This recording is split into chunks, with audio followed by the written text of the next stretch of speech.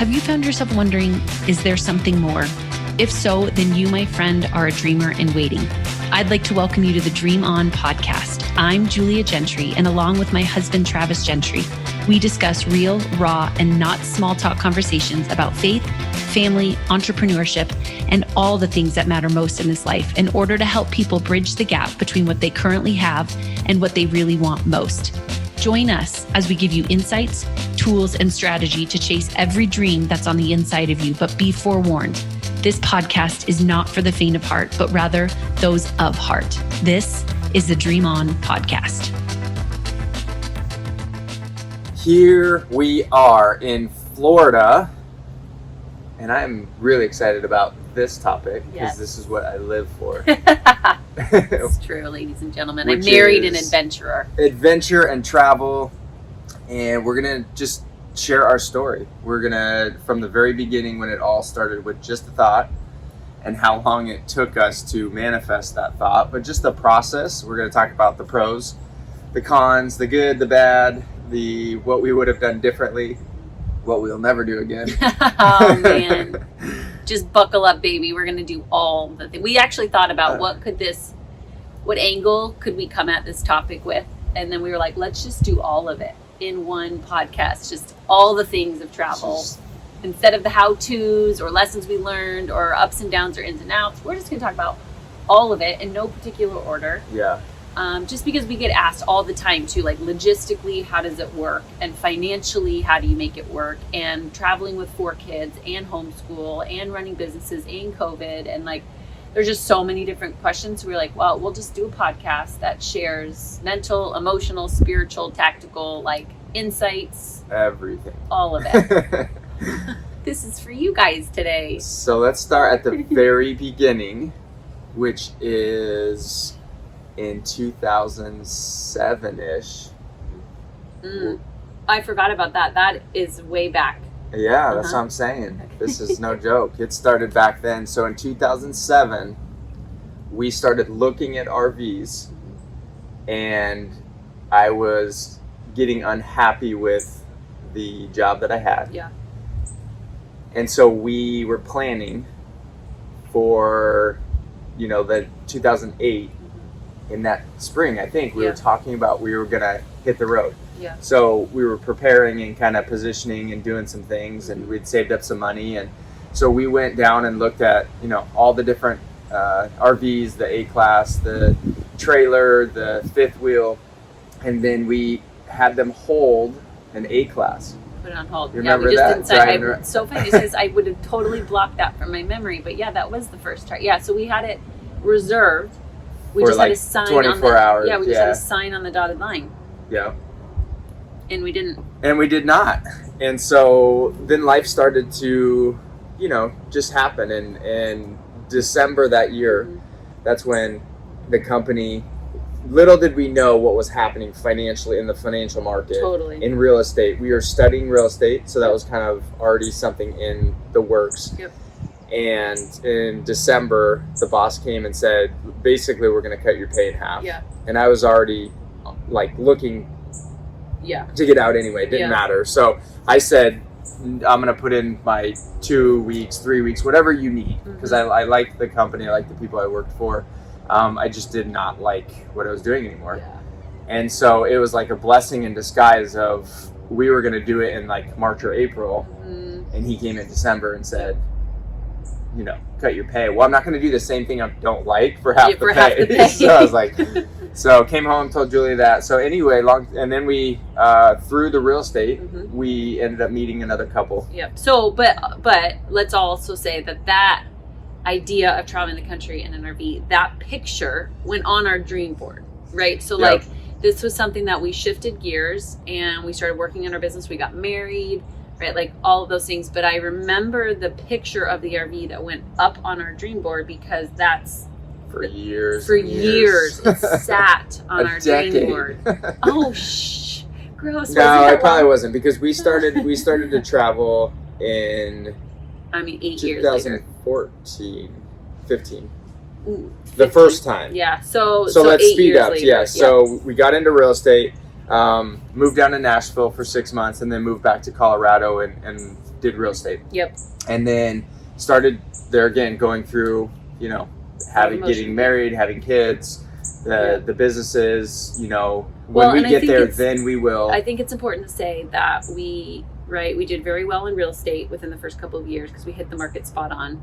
Did very well, only to end up $100,000 in debt, right, in mom's basement. Losing everything and then some, and realizing that, oh man, so then rebuilding that, right, took about a year and a half, which is at the same time that we had Malachi, and then we had Aslan, and so we kind of rebuilt the American dream, and we bought the house, right, and we had the cars that we wanted, and we had 2 kids, and I think that that's when it kind of started circling again of like, the RV, and just not like having some of those things, but not feeling free. That's what I remember. Yeah. I just remember feeling like, okay, we kind of learned our lesson in real estate that there's more to this game than just making money. Like there's this mental game, right? That like, it's not just about making money. It's understanding money. It's understanding your limiting beliefs. It's understanding why the heck we made hundreds of thousands of dollars only to lose it.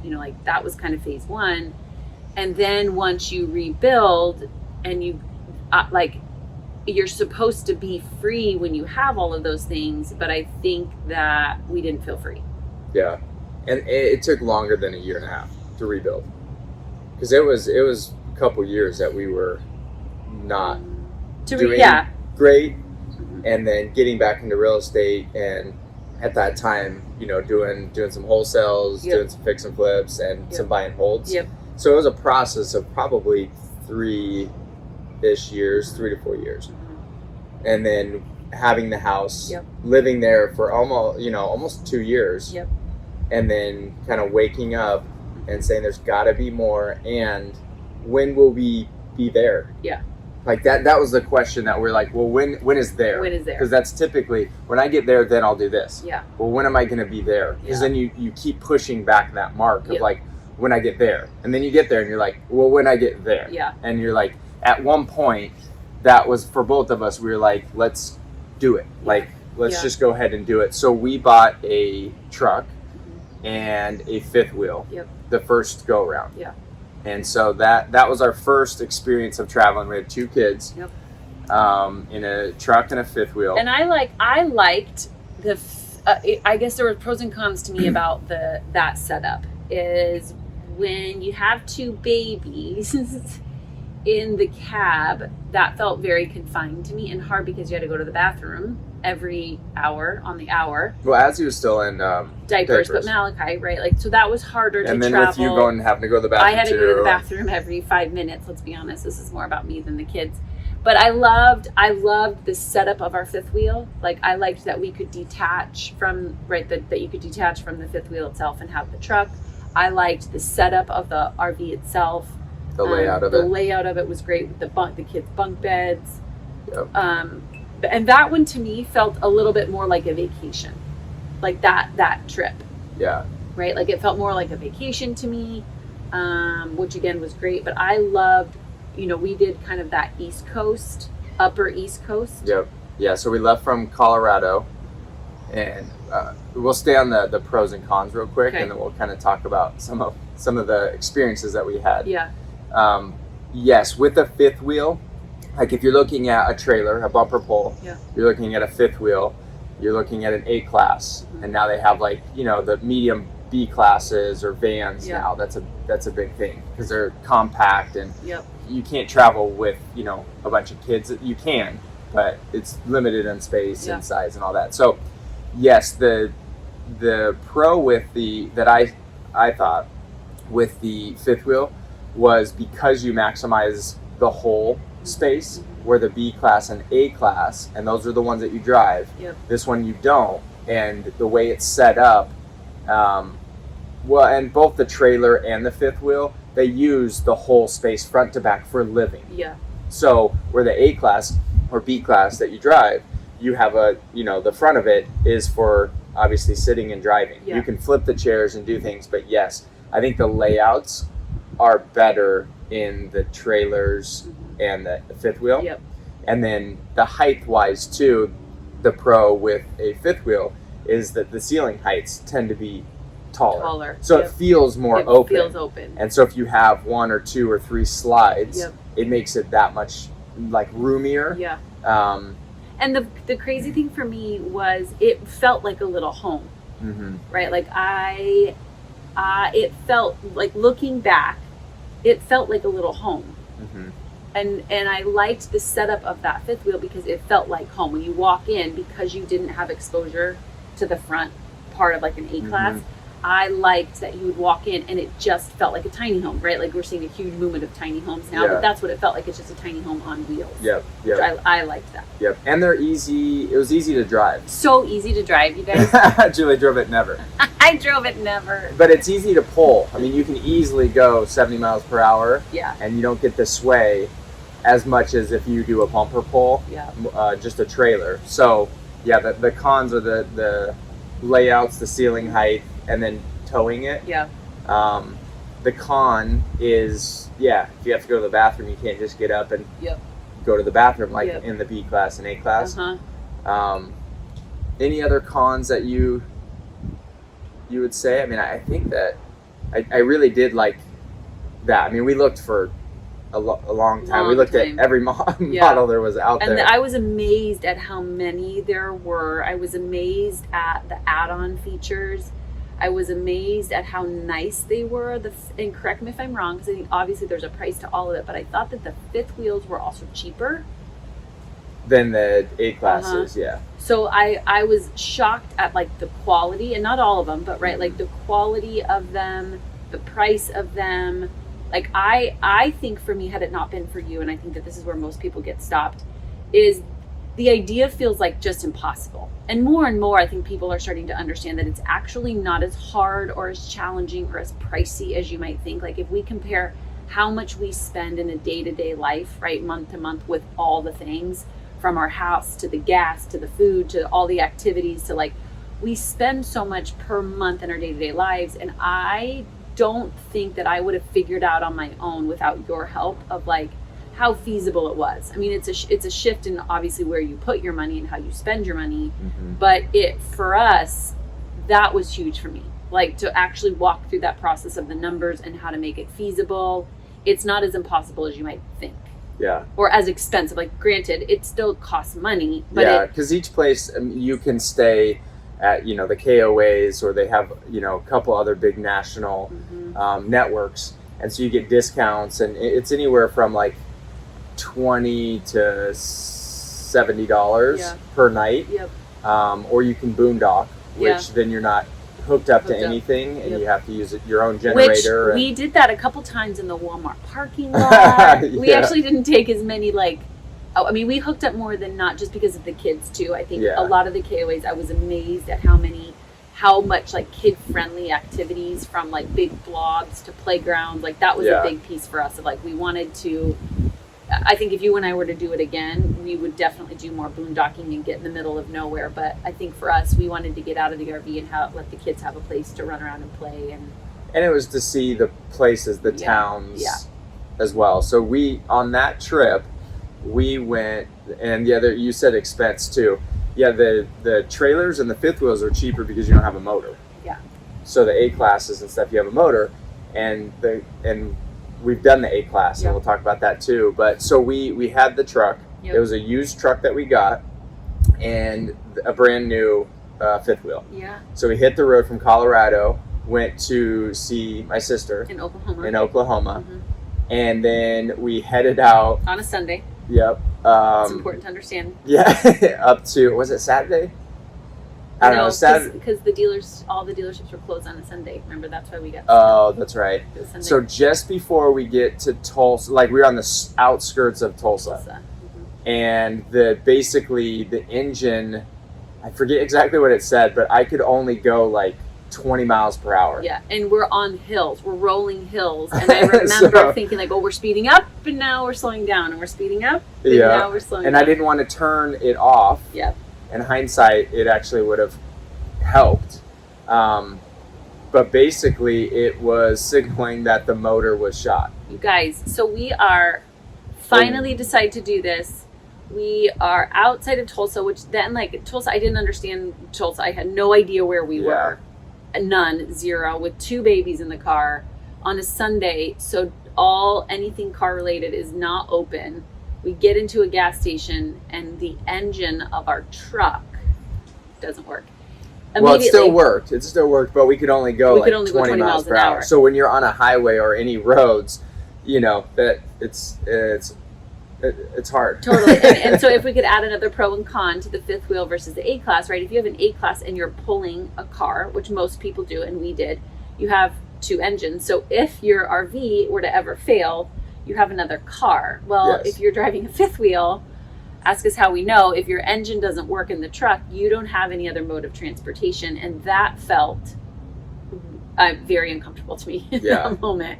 Yeah, it was, yes. So Monday morning, I make some calls. Well, we had to remember we had to 20 miles an hour find an RV park in the middle of nowhere. Yep. Hot. It's in the middle of summer in Tulsa. Hot. Yep.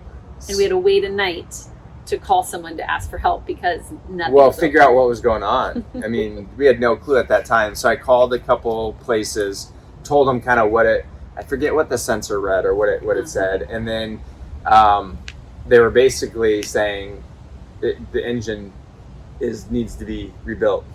And so I took it into a dealer and they're confirmed, yes, the engine is basically shot and it's going to be roughly, $11 grand. $11 grand and 2 weeks, they said originally. Well, I think they said even a week and a half or something like that. It wasn't that long, and it ended up. But it was long enough in that moment. You're $11,000. We just bought that. We just had bought it, and we just started our RV travels. We had stayed with your sister just to kind of have some fun. We had just started the whole thing. $11,000 and a week and a half, 2 week delay in Tulsa. No car. Yeah. I was not happy. Well, they did give us a rental. Right. Yeah. But yes, still, right? We were basically treading water because Tulsa was not a place that we were looking to go visit. So it didn't take a week and a half. It didn't. Good news. It took almost 3 weeks. It took 3.5. Because they kept a piece, or they had to machine things, and they kept coming back, and it was okay, God, this is happening for us. Crazy. And thank God, through our network, someone opened up their home to us and our family to stay at their house. Yeah, in Lake of the Ozarks. No, the first house. That was not, you're right. Yeah, we had 2 people. So through your family, we had someone open their house in Tulsa. Yep. And then your uncle allowed us to stay at his house at Lake of the Ozarks. Yeah. Which we probably wouldn't even have stopped there. Yeah. So that in itself was that was awesome. Well, and here was I wish that if I could go back and redo these last couple of years in any of our travels, this would have been a moment that I wish I could have gone back and redone, right? Because I think so often in our heads we get stuck with, it should look like this, right? We had a plan, which was not to stay at Tulsa, and it was not for the truck to break down. I mean, how often we were this was not what I planned. And then instead of embracing a beautiful home and touring Tulsa and then Lake of the Ozarks, I remember being in a bad mood that whole entire 3.5 weeks, trying to be in a good mood. I was having to force being in a good mood. And I even remember multiple conversations of I'm trying to get myself from should be to could be, instead of saying all the things that we should be doing this, or we should have been doing this, or we should be here, instead of going, no, but what could it be? How can we make this fun? And this is beautiful, and it's a cool little town, and we can see. I wish I could go back and tell myself that this is going to be a prerequisite for stop resisting and just surrender, have a plan, but then let God direct it. And even if you get off course, and even if something happens that you're not planning, let go and just have fun in what it is as opposed to what it should be. Yeah. But my resistance in those 3.5 weeks was brutal. I mean, and looking back, the pictures and the pool and the beach and all that with the kids was so beautiful. But I was stuck in this no, it should have been this and it needs to be this, that it didn't ruin it. That's probably I'm exaggerating, but you didn't embrace it as much as you could have. I didn't embrace it as much as I could have because I was in resistance to it. Yep. And on top of that, I got a pretty severe eye infection. Yeah. And so in the midst of that, I literally thousands of dollars on your eye. Literally couldn't see out of my right eye. That's awful. And they put me on first I went somewhere. They said it was X. So then we went to the lake, the Ozarks. Yeah. And then we were there and it got worse. Yeah. And I couldn't see, which messes with your mind of like, my eye is like, it's dying. Yeah. Something's wrong. Then I go back. Then he sends me to a specialist. Then they find out what it is. Yeah. And they put me on this heavy dose of steroids and drops. And I had to have my eye dilated. Oh, the joys. You guys, it was for like so crazy. 2 or 3 weeks. Yeah. And so on top of that, I was kind of going through that situation too, which is scary at the time because I had no idea of like what is going on with my eye. Mm-hmm. Like I've never had eye problems. Yeah. And so on top of the car and us figuring out where are we going and almost basically saying let's be done. Yeah. Like, and we're like, but how can you be done when we've only been to Tulsa? We've only been to we've been on the road for a week. But then we finished right. Like so, then we were able to go to DC. We were able to go to Pennsylvania. We were able to go up to Boston and Maine, and that was beautiful. Kentucky. Kentucky. Was that same trip? Mm-hmm. Okay, Lexington, Kentucky blew my mind. I think I had a stigma in my head as what Kentucky was going to be. And the rolling hills and the green grass and the beauty of Lexington was unreal to me. Yeah. That was beautiful. And we stayed right at a RV park that was by the tracks or one of the tracks. I'm sure they have a bunch. But it was gorgeous. Yeah, it was beautiful. That was amazing. And even Portland, Maine was one of my favorite spots. Super cool little town.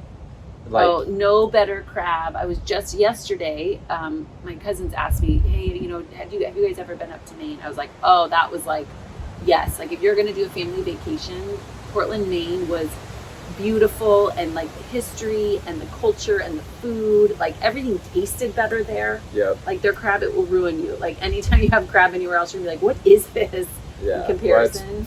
Fresh. Oh, fresh. I love Portland, Maine. So one of the lessons specifically on that, if you are going to do a fifth wheel or a trailer, get a new truck. And don't go to New York. Oh yeah, we almost ran out of gas outside of New York.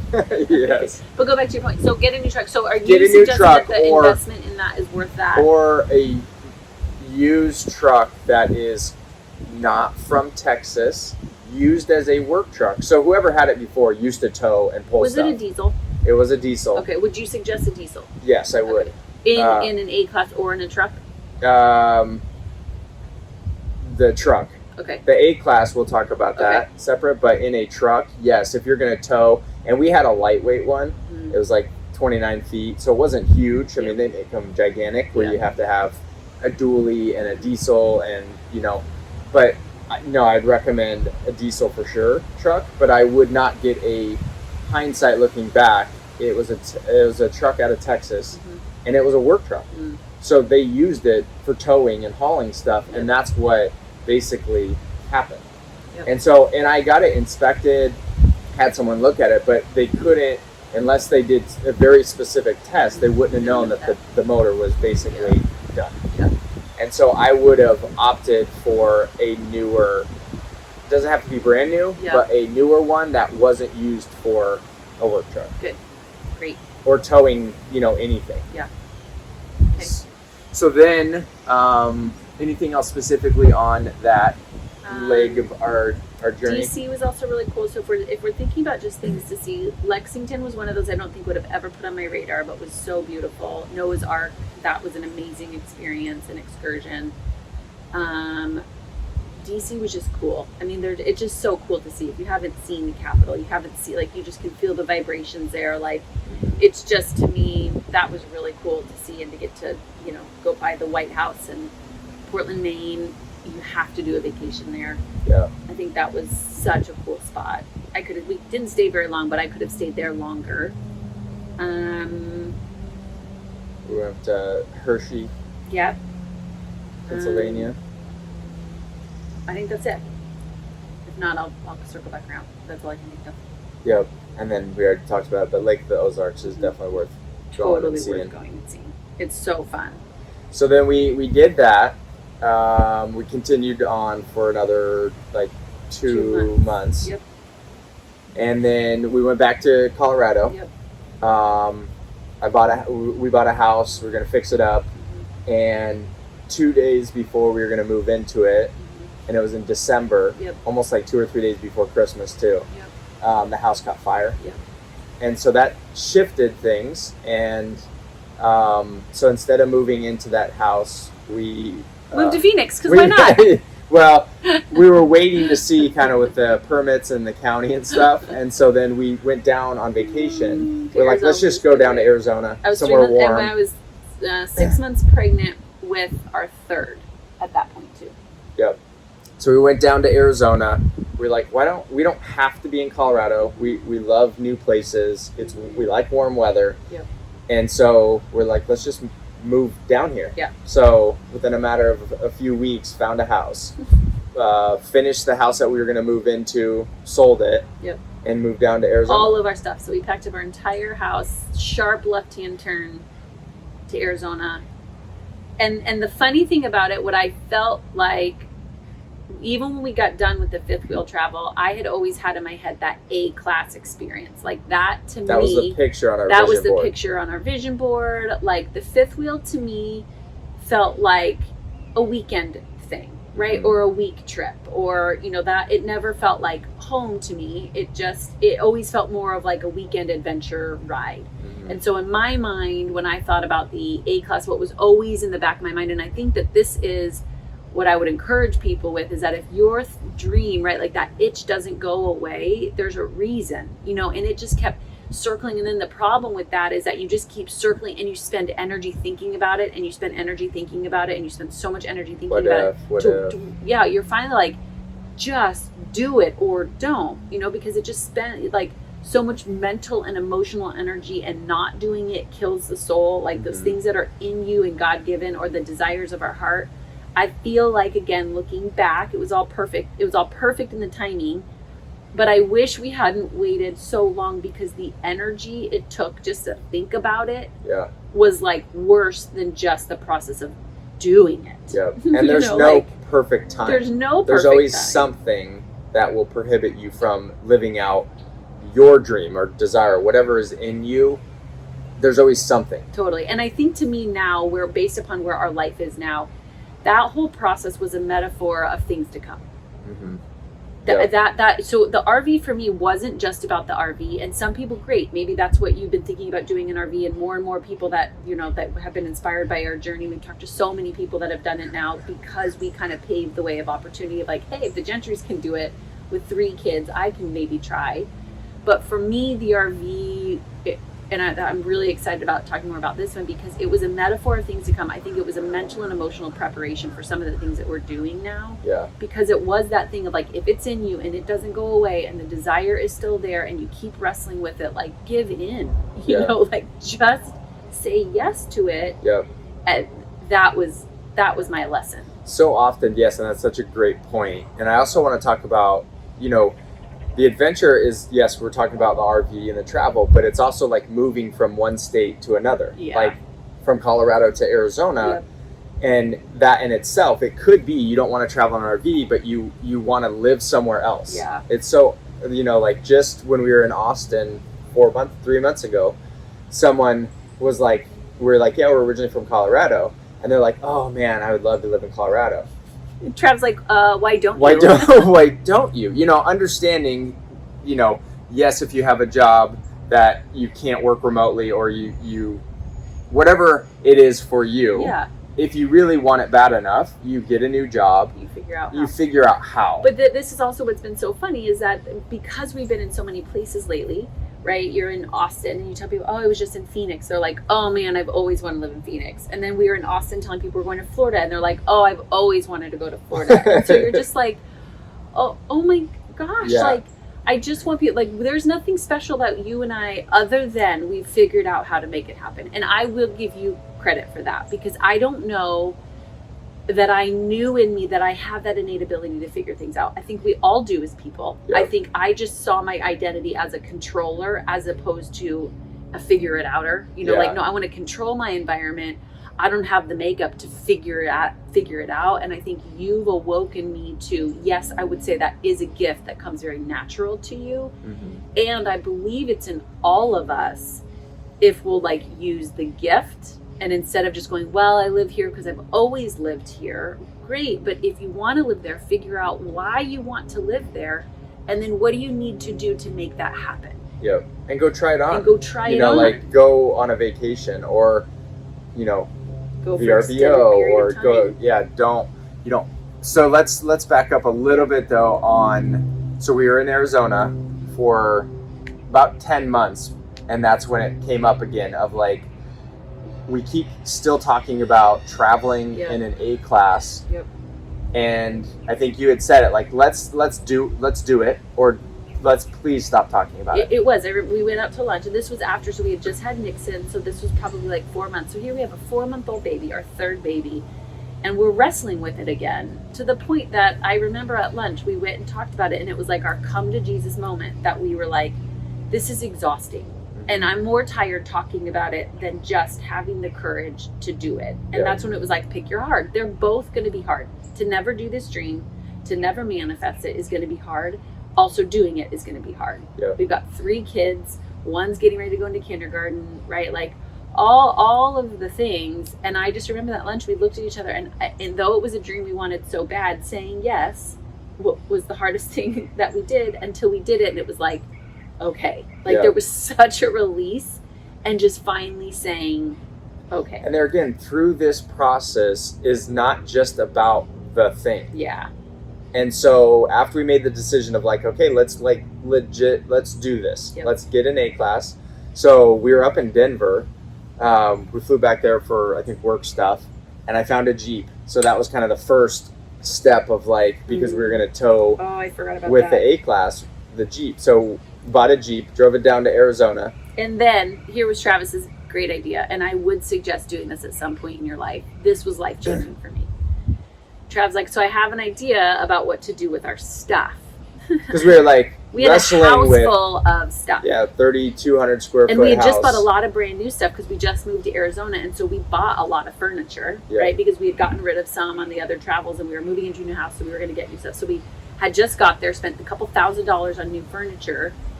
And so Trav did a little bit of number crunching, and his big idea was, I think we should just sell everything and do an estate sale, a living estate sale, because we're alive, but let's sell it all.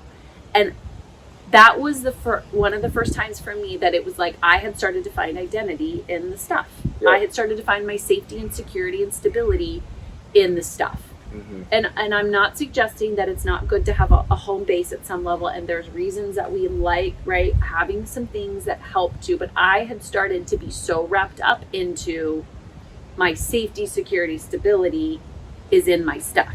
And so when Travis came up with this great idea, I was like, okay. And not knowing how this would be or turn out, so I posted it on Craigslist. And I said on Saturday, it was probably Wednesday, I said on Saturday, I took some pictures of our stuff so they knew it was like nice stuff. And just put pictures, did not put the address of the house, because that would have been, I knew that would have been bad. You would have had people knocking on the door and seeing if they could get in sooner. So I said, I'm going to put signs Saturday morning at 9 o'clock on where to go. So go to these cross streets and then follow the signs to where the house is. And so you guys, as I was putting out signs, there was cars already parked waiting for me to go put those signs up so they could follow. So I'd put a sign up, drive to the next like area. So, you turn and then another corner, and people were following me. And asking, you posted it online because they beat you home. Don't you remember? No. I did not post online. I did not post the how address. did they beat you home? Remember, you came home and the house was full. Oh, well, at that time, I had told a couple of them, which I shouldn't have, because they were like, where is it? And we'll just go park there. Well, yeah, they parked and knocked on the door. So I was probably halfway through putting out the signs, and I just said the address to a couple people. Okay. But it was amazing how, like, from the first sign, and then I come around the corner, and there's like cars lined up and then following me. And so then I have the 3 littles with me who at that point are like 7 we didn't months, mark anything. 1.5 and 3. Nothing is marked yet because I'm like, far we'll as have pricing. time. You're like, in my mind, I'm like, we'll have time. Or we'll just say like, how much do you want it for? Like in my mind, it'll be one person, and how much do you want it for? And we were like, we just didn't have a gauge. So the door knocked. So I don't even think that I thought I opened the door, you guys, and there's like people lying, and now they're in my house, and now all of a sudden it is like an auction. How much for this? And one guy's going, how much for that? And how much for this? And will you sell this? And how much? And Trav walks in, I'm holding both kids around my legs. I have one of my, and I was like, 150, how much will you take for that? And Trav's like, then we're like, do you have extra cash? Do you have it? And some people are like, just keep it, keep the change. Like, I've experienced nothing like that before. It was crazy, and it was probably a 4-hour process, and then gone. And 90% of our stuff was gone. Gone. I mean, at one point, finally, we were like, okay, let's get the kids out of this house because this might be traumatic at some level. Like people taking their stuff. And it was like the couches, the TV, the everything. The only thing we had, which it was probably a 5x6, or it was a small little trailer with very personal stuff that we kept. But and it was so funny getting rid of stuff too, because I remember asking Trav, because we were only going to keep the things that were special to us or irreplaceable, and so then what we put in the RV, and what we would put in the RV. And I was, you guys, I admit, I had like 17 vases, and I remember looking at Trav being like, should I keep one of these? And he was like, Julia.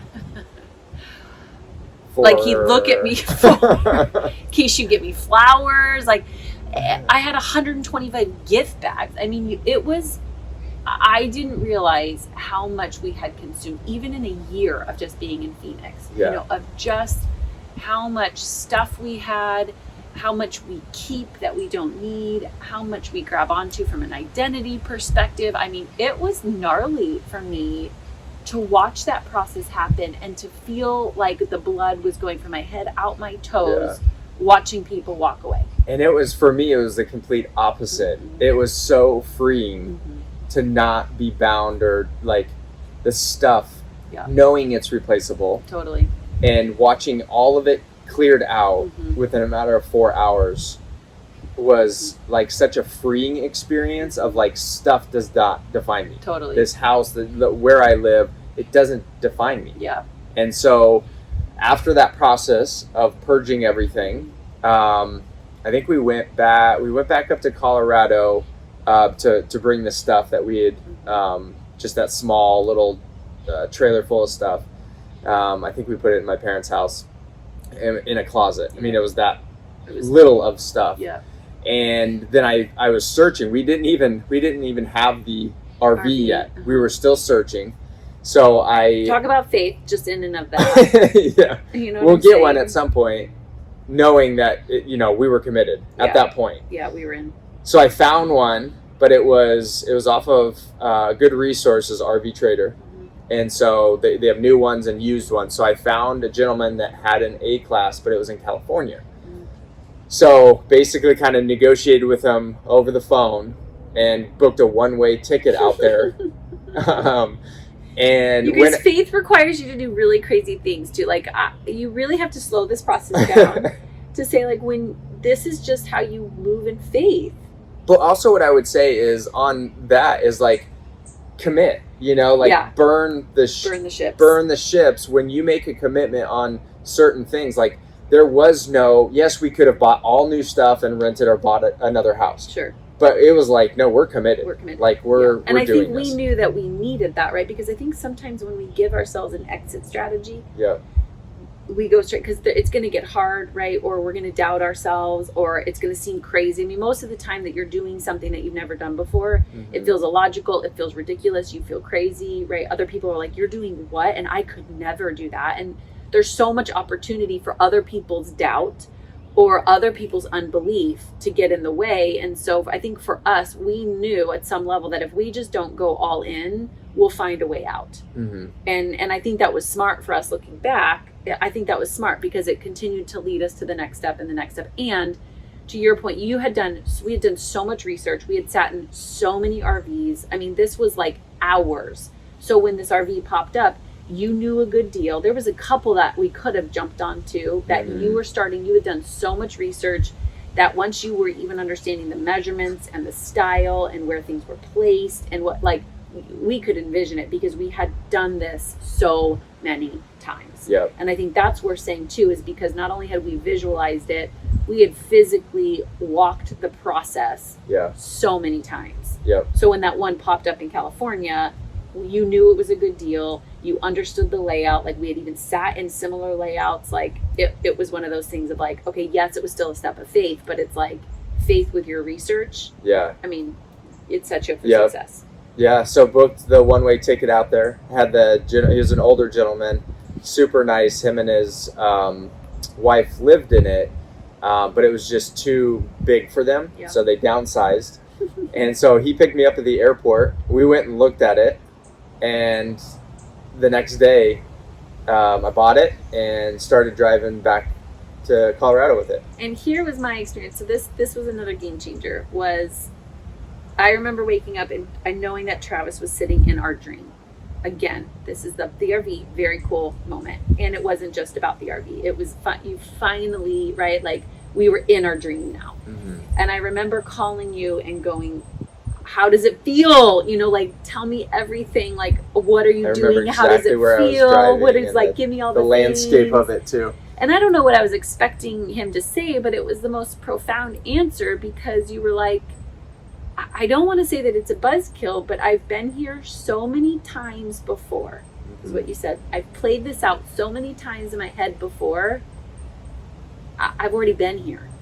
And that was the first time that I was able to go, this is the process of dreaming. This is why visualization is so powerful, is because when we can visualize it and see it before it happens and we play it within ourselves over and over and over again before we take the step to do it, when you finally do it, you're like, this feels normal to me. Yeah. This feels natural to me. Like I've been here before. And that I hung up the phone and I was sitting in your parents' office and I remember going, oh man, like that's key. Yeah. That's key. It's almost when preparation meets the opportunity. Yeah. Like preparing and looking and manifesting your dream. Yeah. And it's been there again. This started in 2007. Yeah. Of that idea. You're like, I've been driving this thing the since desire, 2007. yes. Let's be Yeah, I can drive it with my eyes closed. But even UFC fighters say that all the time, where they're like in the fight. Sometimes they're like, I black out. Yeah. But I've done this so many times. I've done these moves so many times. I've seen myself winning so many times. Like, and I think that is so huge because part of when we start to manifest our dreams, why we can sabotage it is that the unfamiliarity of it, right, is so big that we feel like a fraud, right? Or we feel like I've never been here. It doesn't feel safe. It doesn't feel secure. I feel like a fraud.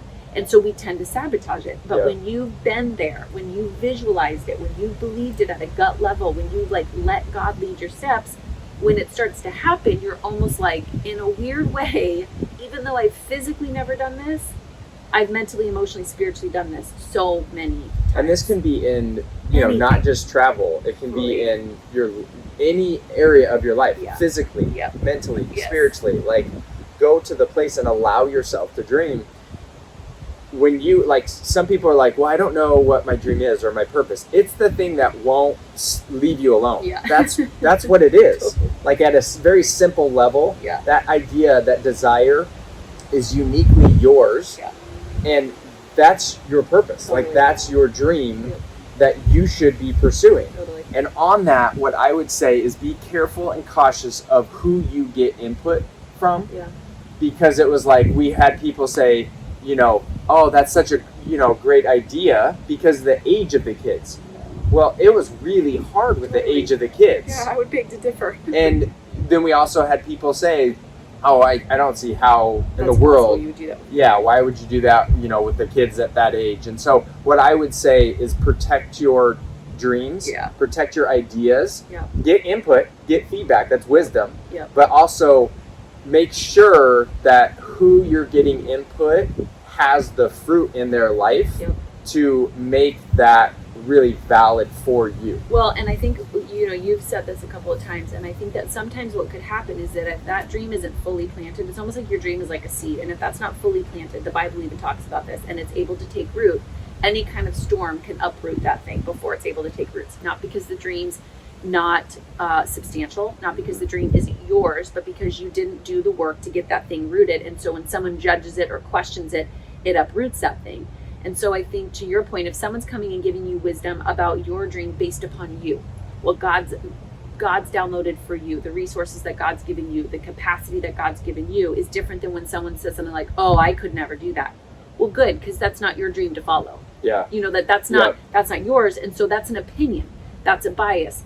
That's where the opinions and biases will kill dreams. Yeah. Because an opinion is my opinion, but it has no bearing on the dream that's on the inside of you. And so I would caution both sides of any party of like, if someone's coming to you, you have to be unattached and unbiased, right? And non-opinionated, because it's not about you. It's about the dream that's on the inside of someone, and going, how can we talk about this in a way that's going to cultivate that dream manifesting and not destroy it? Yep. Yeah. And a different way to say it is, don't let someone else's truth become your truth. Yeah. Because it is true to them. Yep. But it may not be true for you. Yeah. Or another word could be is, don't let someone else's fear be your fear. Yeah. Right? Don't let someone else's doubt be your doubt. Don't let someone else's dream be your dream. You know, like, just because it's true to someone doesn't make it true. Totally. And so, okay, so let's talk a little bit about, so we're traveling, it's a 37-foot A-class RV. With a full fridge. Can I just talk about a full, well, that was, what was that called? Like, just a full, like, actual, normal size fridge. Yeah, which was important, with bunk beds. With bunk beds. And this one had 2 slides. It was a gas one, and we opted for the gas one because it was cheaper. Yep. And it was less maintenance, and you could get it serviced basically a lot more places. Totally. So we were a little bit gun shy because of our experience with engines, and we knew that this was not necessarily going to be a lot of times people buy diesel because it's a kind of a long term, but we knew that maybe this wasn't going to be crazy long term. And also, like, going up and overpasses, and depending on what you're towing, you can tow more with a diesel. Yep, and we knew that we weren't necessarily. Yeah, we had a 4-door Jeep that we were towing, which I knew the RV that we had was sufficient. Yep. So we hit the road from Colorado. And can I just say for just a second, everything about the A-Class I loved. I loved being in it. I loved the huge windows. And to us, again, this was a manifestation of a dream. But I loved that the kids could go to the bathroom, right? I loved that we could buckle in the seatbelts and they could play and color on the tables. I love that I could get up. I love that I could cook them lunch if I really needed to. I just loved the flexibility that we could pull over and take a nap. I love and didn't have to get out of the RV. Yep. I loved the roominess of driving, instead of again being in that truck and they were right on top of us. Yeah. I loved seeing you in that chair. I just loved the experience of driving. It's a totally different experience, especially when you're when you're driving to new locations. That experience is totally different than totally. I loved a trailer or a fifth wheel. I loved that part. Yeah. On behalf of both of us, thank you for listening to another episode of Dream On. Don't forget to visit our website, The Dream Factory & Co., for all the show notes and other tools and resources to get you unstuck, clear, and helping you reprogram your thoughts and beliefs so that you can live out your dreams with a community that supports and challenges you. Until next time, dream on.